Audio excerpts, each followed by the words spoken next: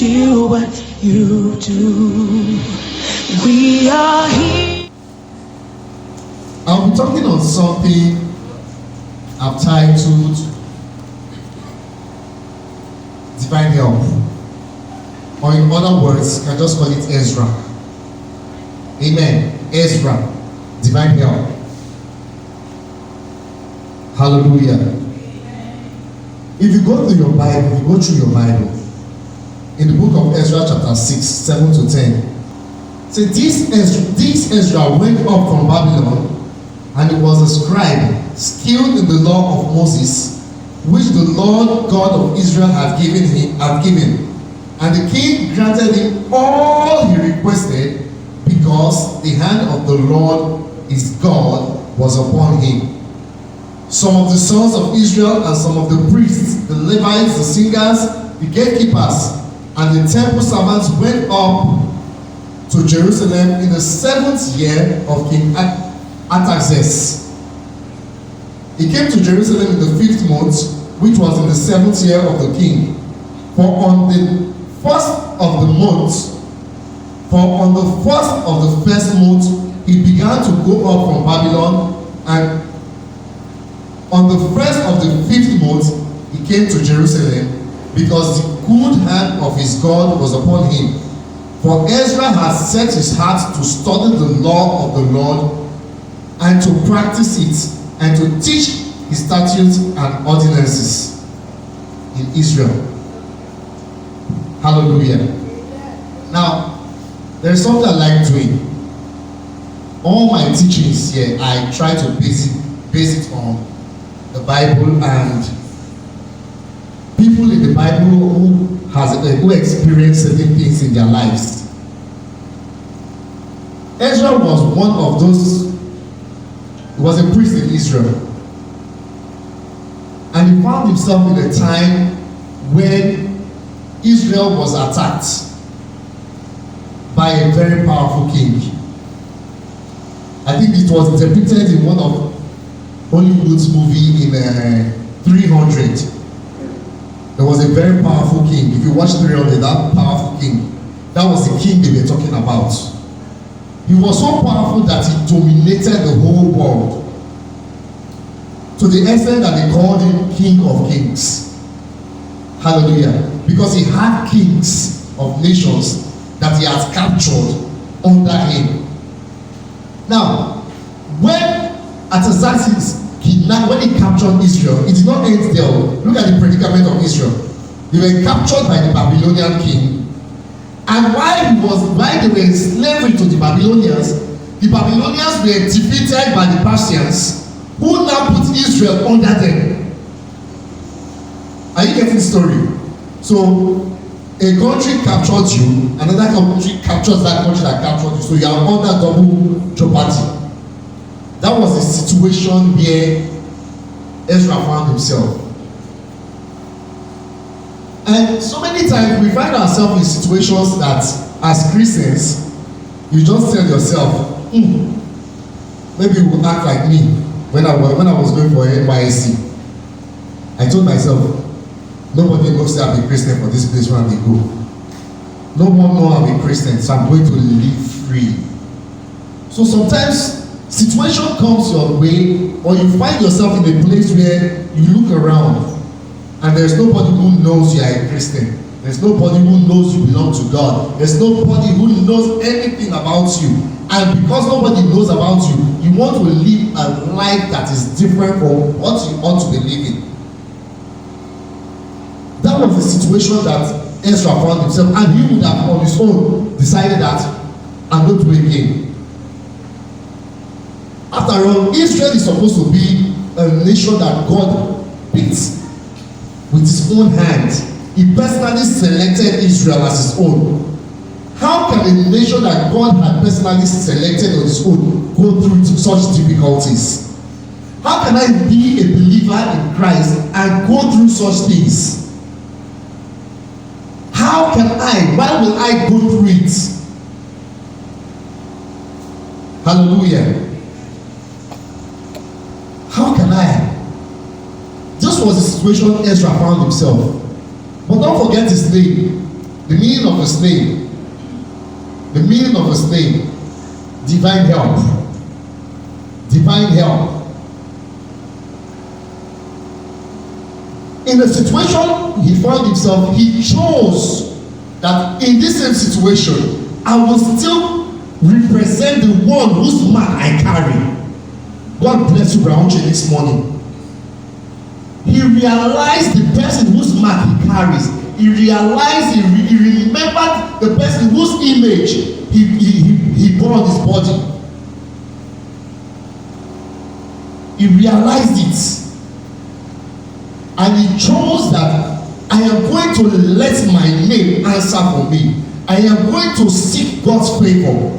I am going to seek God's help. I am going to go for the hand of God to act on my behalf. And what did Ezra do? What did he do when he found himself in this difficult time? What did he do when he found himself in this dilemma? We go to Ezra chapter 7 verse 10. Ezra 7:10, New King James Version.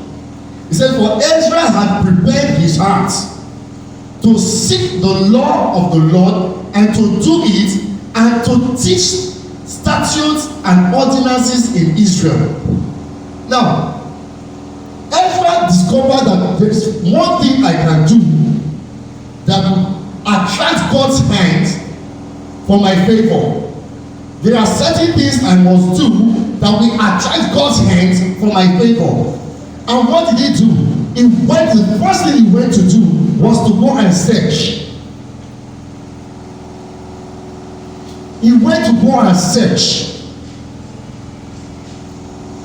What is God saying about this situation?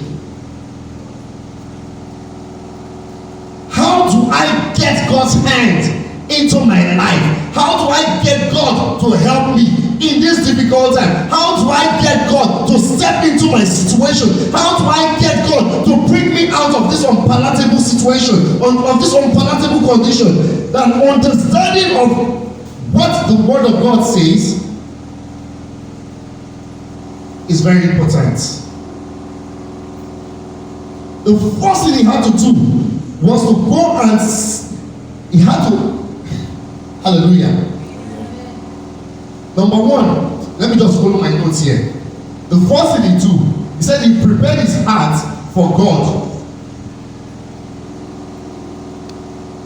It is human nature that when you find yourself in unpalatable situations, the first thing you do is panic. It is human nature. You panic. You panic, you fear, you fret. What am I going to do? You start seeing all unpalatable ends. All the very dangerous things that can happen. That is what you start visualizing as a human being. But Ezra did not do that.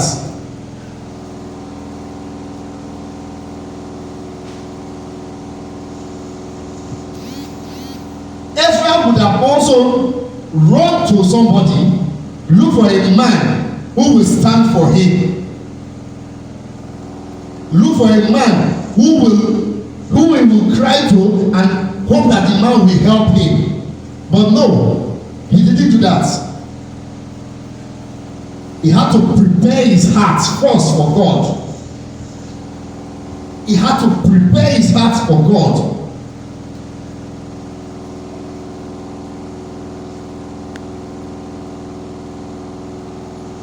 First Samuel chapter 16 verse 7. First Samuel 16:7.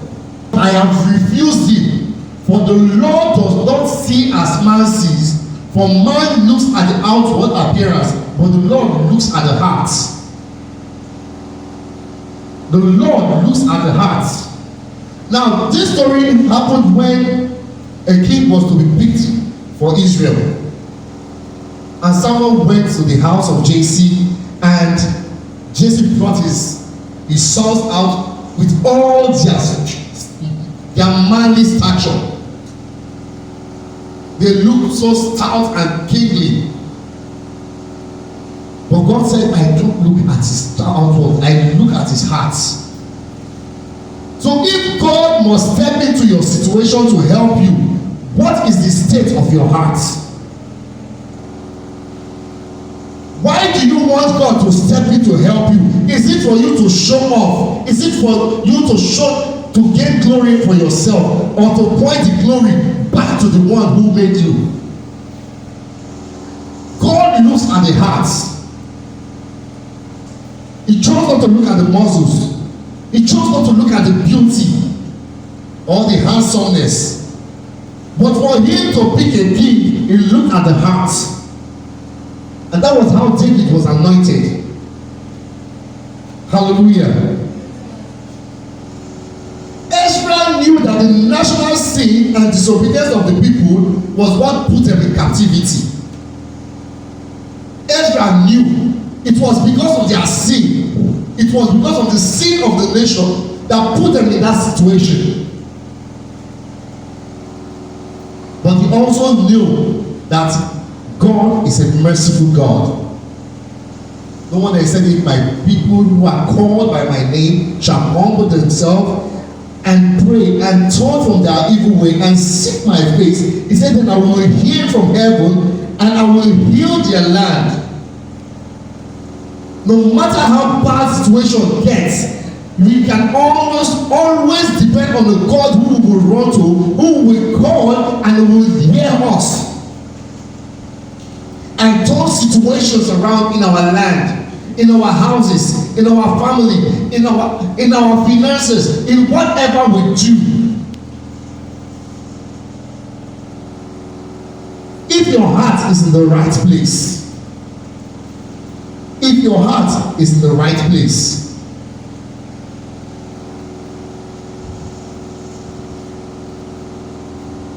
even though Israel may be in captive and in bondage, but their hearts must be unrestricted and prepared for God to do what he wants to do in their life. For God to speak to you, your heart must be in the right place. For you to get victory, it starts from the heart. Hallelujah. Bible says, with the heart man believes. Hallelujah. It starts with the heart. With the heart man believes, and with the mouth confession is made unto salvation. So your deliverance, your getting salvation starts with the heart. Everything must start with your heart. That's why the Bible says, as many that believe.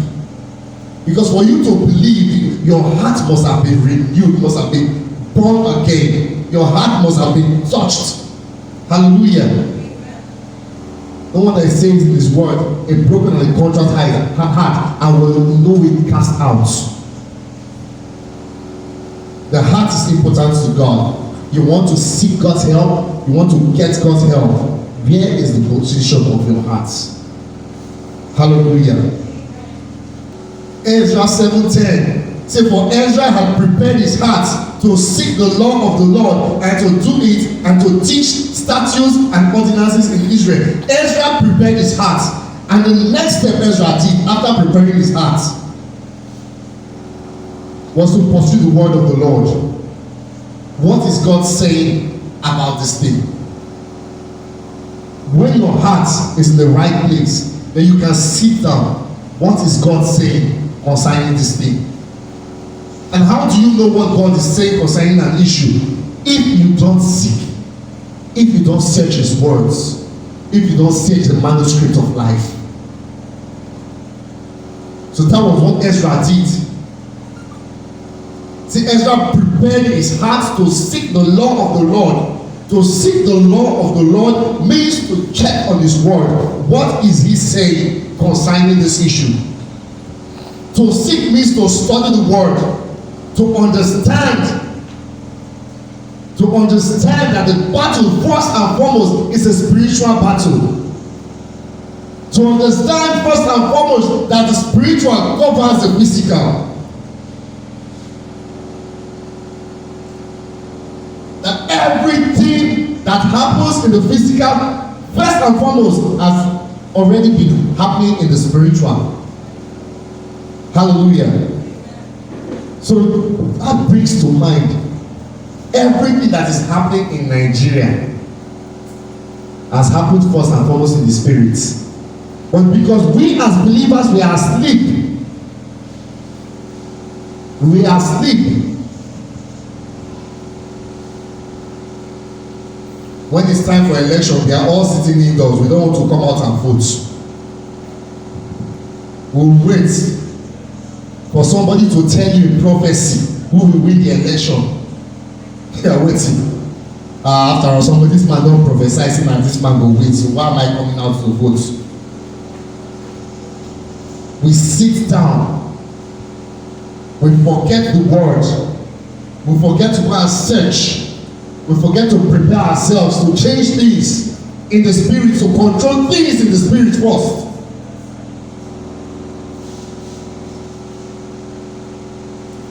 No wonder the Bible says, for we do not wrestle against flesh and blood, but against principalities. Until you know these facts, until you know these things, that your battle is not against this, but that there are beings. There are beings, by which I was talking I think a couple of Sundays ago, that if you just wake up one day and say you want to go and face the devil, they are on your own. Hello? Except God backs you, if you go and face the devil, he will mess you up. Big time. Big time. But first and foremost, you prepare your heart, you seek God's word, you equip yourself with the spirit, you put on the whole armor so you can stand against the devil and the streets. Ezra knew that no matter how difficult the situation may be at times, the word of God can give them hope. In the word of God, you can get a word from God that will bring you out of every situation. Just a word, just a word, just a word. Here was Peter the fisherman, toiling all night and catching nothing. But when Christ spoke, Peter said, but at your word, he cast out his net, and behold, a net-breaking miracle. When we sit down and get the word of God, when we sit down and study the word of God, we get tapes, we get inspired books, and we read and see what is God saying about this situation, and we go to him in a place of prayer. And see, sometimes when we pray, there's something we do as Christians, and I think is very wrong. When we go to God in prayers, we go to complain. Ah, God, look at this situation. Ah, God, look at this. He is saying it. What do you want him to do? You talk, and talk for 1 hour, 2 hours, 3 hours. What do you want him to do? Now, when you finish talking, how often do you sit down and wait for him to drop a word? Prayer is good, but prayer is a two-way thing. It's about you communicating with God. And when your communication is never complete, just starvation. You starve yourself, you fast, you pray, you shout for 1 hour, 2 hours, 3 hours, sweating, shouting. Like we say, worry, kabashi. And after kabashi, you come and say, man, I prayed today. Good. You spend 3 hours shouting at God, and you did not sit down to hear what he said or what he's saying to you at that time. Always make sure when you go to God in a place of prayer, wait, listen to him. Listen to him. His words will always come to you in one way or another. Don't rush to prayers. Don't rush and rush in and rush out. When you want to pray, you pray, you talk to God and wait for him to give you his response. And when you get his response, run with the words. Hallelujah. Sit down with the word of God after finish praying. Sit down with the word, study it. read it. When you finish reading, ponder on it. Get other translations of the word. Get what it means. For in the written word are all his remas confirmed. All the remas, no matter the rema you want to get in this world, no matter the rema somebody is prophesying to you, if it is not confirmed by the word of God, my brother, think again. Think again. What has God said about this situation? That is one way to search the Bible. What are you facing in life? What are you facing in life? You pick up your Bible. Get a good Bible. See, some people are against using of digital Bible. But the funny thing is that in a single digital Bible, you get almost all translations and references. Sit down. What did God say here concerning this particular issue? What did the Bible say when I am facing financial difficulty? What did the Bible say when I am facing emotional difficulty? What did the Bible say when I am going through stress? How did God say I should handle this thing? How did God say I will come out of this thing? His word, there is always a word available. But we do not take time to study the word. We wait for a pastor to prophesy and say, "Thus says the Lord," and that is why many Christians today are being deceived all over the place. Because we don't wait to hear from God directly. We wait for God to tell somebody to come and tell us something that concerns you directly. How? Let what that man coming to tell you, that prophet is coming to tell you, let it correspond with what he has spoken about you. So the children of Israel understood by books. What were they? See, what were they understanding? You must go to your mind. What is God saying about this situation? Why am I in this captivity? What can I do to come out of it?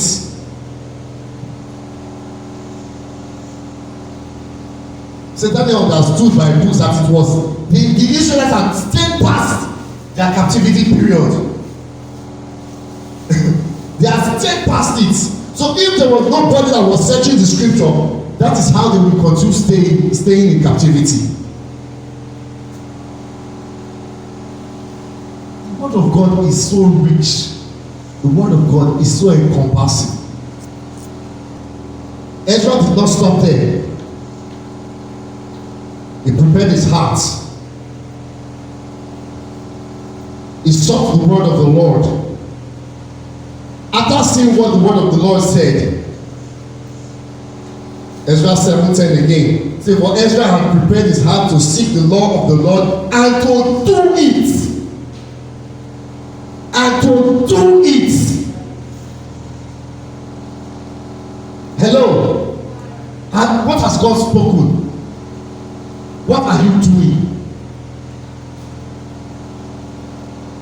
He prepared his heart. He sought God's word. Then the next thing, he practiced the word. What plans have God laid in your hearts? If I sit down one-on-one with all of us here and begin to ask you, what are your plans? I will find out that we all have wonderful ideas, wonderful plans, lofty plans. Lofty plans. The question is, what are you doing? Until you step out and begin to do, it is just a plan. And a plan is nothing. A plan is nothing unless you execute it. A plan is nothing unless you put it to action. 2 Saturdays ago, I was in the lodge and met two people that said they were not feeling fine. And I prayed. It was a short prayer. See, it is one thing to receive the prayer of healing. It's another thing to get up and act it and act healed. Hello. Hello. Everybody Jesus Christ healed in the Bible got their healing in the place of obedience. In the place of acting, in the place of doing. And he met the man at the pool, and he told him, rise up, pick up your bed, and go. The man would still lie down there and not go because he was waiting for a physical sign, a thunder, or something to just happen extraordinary to show that he was healed. To feel a shaking in his body. Hello? The word of the Lord had come. The word of the Lord had given him an instruction, rise up. It is left for him to get up.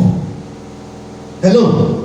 And Jesus Christ met the blind man and he mixed clay, spittle with clay, and rubbed it on his eyes and told him, go wash your eyes. There is always something you need to do when you get the word. There is always something to do. Get up, go wash your eyes. He went there, he washed his eyes.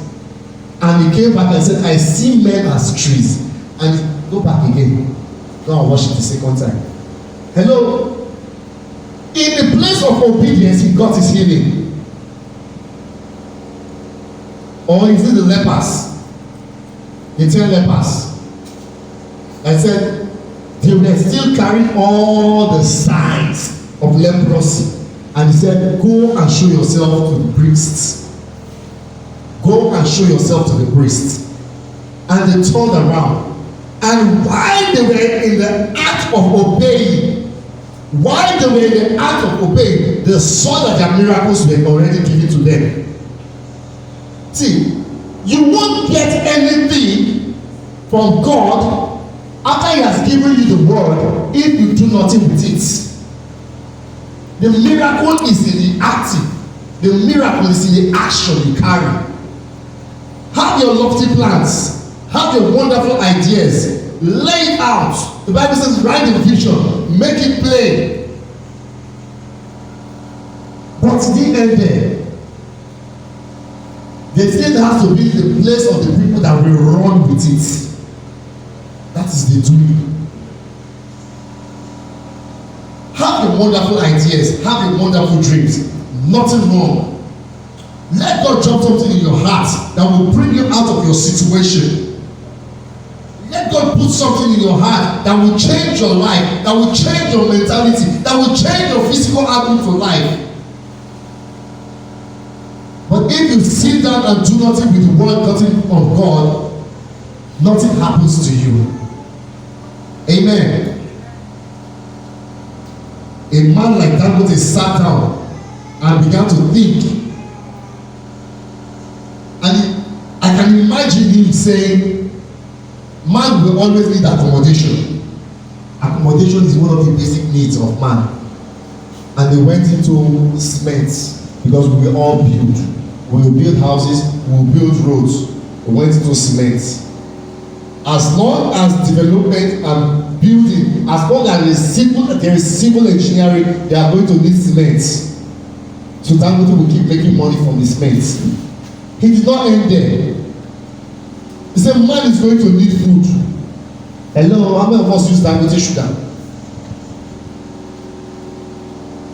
How many of us buy Dangote spaghetti? He sat down and saw that the world is moving into petroleum. He has his refinery. Nigeria is going to import. He said, well, don't worry, they will bring their crude from me to refine. He built his own. And I heard something recently on the news. There is an embargo. Border is short, but only Dangote trucks still moves across the border. Why? Because countries all around need him. They need his products. He has made himself so big in Nigeria now that if he sneezes, government will jump. Because of ideas he has become a monopoly in Nigeria. What ideas do you have? What ideas do you have? Hallelujah. Ezra realized the importance of faith in action. The word we believe must be seen in our everyday practice.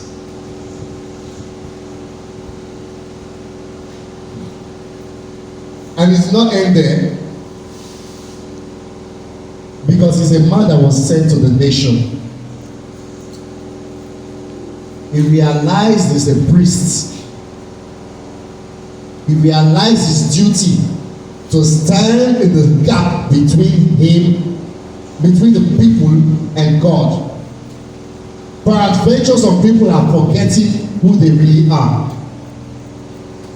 And the Bible says in Ezra chapter 7, verse 10 again, says, for Ezra had prepared his heart to seek the Lord. Ezra had prepared his heart to seek the law of the Lord and to do it and to teach the statutes and ordinances in Israel. What was the fourth thing he did? He gathered the people and then preached the words to them. He started teaching them. He started teaching them. He started teaching them. As a priest, he knew that his responsibilities, one, he has to teach his people the word of the Lord. After teaching the people, he had to illustrate the power in the gospel. Hallelujah. He had to make them see the word of God become life. He had to make them see the word of God come alive in his life. Hallelujah. You know, sometimes when you, as teachers of the Bible, as a preacher, sometimes when you're talking, some words jump back at you. Some words jump back at you. Hallelujah. As you are seeing it, as Ezra was teaching the people, because he had seen the word work in his life, the people had to see it work. Amen. He has to show the people how to trust the word of God even in difficult times. He had to encourage the people to live contaminated lifestyles and go back to the Lord. He knew it was his place to teach the people and to pray for the revival and the restoration of Israel. Just as Foma was saying this morning, it is our responsibility to see that things come alive in Nigeria, that things return aright in the nation. He knew that he had to be a living testimony of the mighty power of God. How many of us know that we need God's help at this time in this country? In our personal lives, we are faced with a situation where we need God's hands. But until we prepare our hearts, until we go to God's word to see what he's saying about the situation, and begin to act on what he has asked us to do in his words, and in the place of acting, we begin to tell others about his wonderful mercies towards us, I'm afraid we may not get his help. Hello. So how are you preparing yourself? The situation you are going through, take time out, seek God's heart, seek his words, prepare your heart, hear what he has to say, and when he says it to you, if he has not already told you, if he tells you run with it, if he has told you already, my brother, my sister, get up and run with it. Still what you do. We are here.